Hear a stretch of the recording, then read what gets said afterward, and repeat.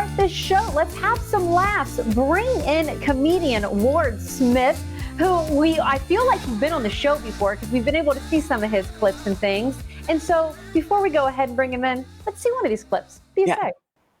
Anybody in here from Apollo Beach tonight? Because this is like Vegas for you folks.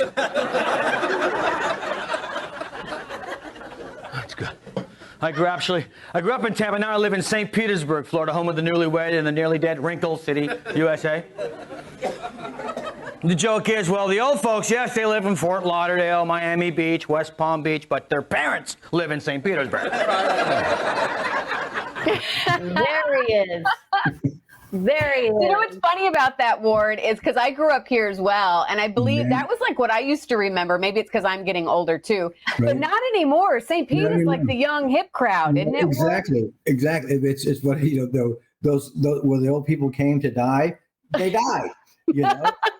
They did. And when I was first married and we moved back into the area, and it was where young families, you could get a home, and it was really close to St. Pete.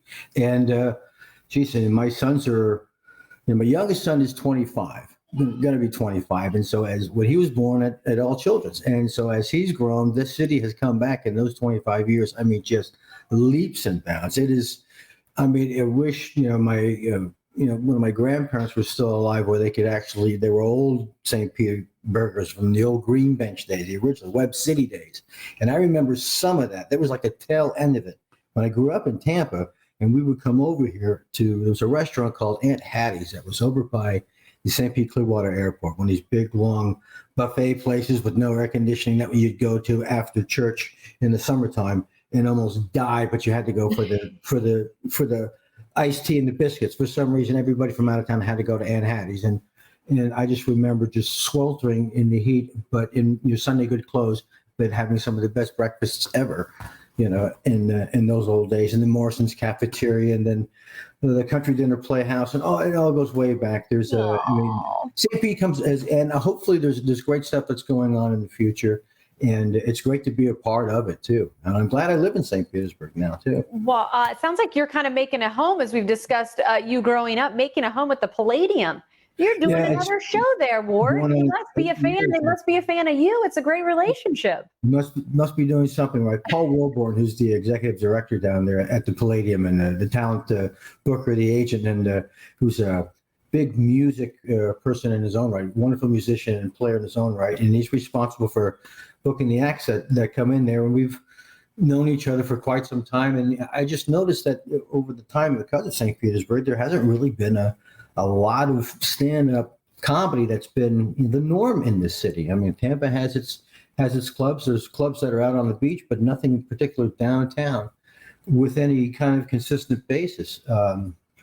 So maybe we could establish that. And when Paul agreed to doing this, we started in August. It's going on, 8 years ago. It was in August. He gave me the last 3 Sundays in August in 2012, maybe something like that. And you see how it goes, and like 75 people show up on a Sunday after being at the beach all day. It's a hard pull to get people to come to a Sunday night show, something new. So, but the response was there to try another night. So we tried a Saturday night, and that seemed to work.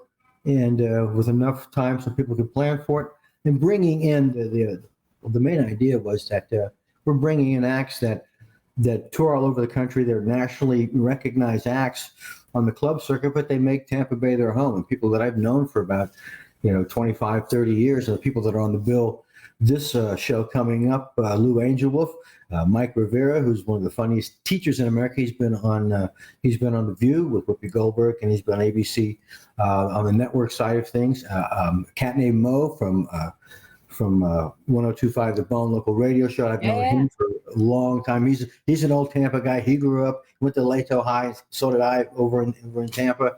And there's Aniria. We have a very, very funny woman on the bill, Aniria Turney. She's a Latin comic, very fiery. And a lot of ladies really like her. So you would love her if you come to the show, like to have that voice represented. And guy Pat Largo. There's about, and myself. So there's 5 comedians.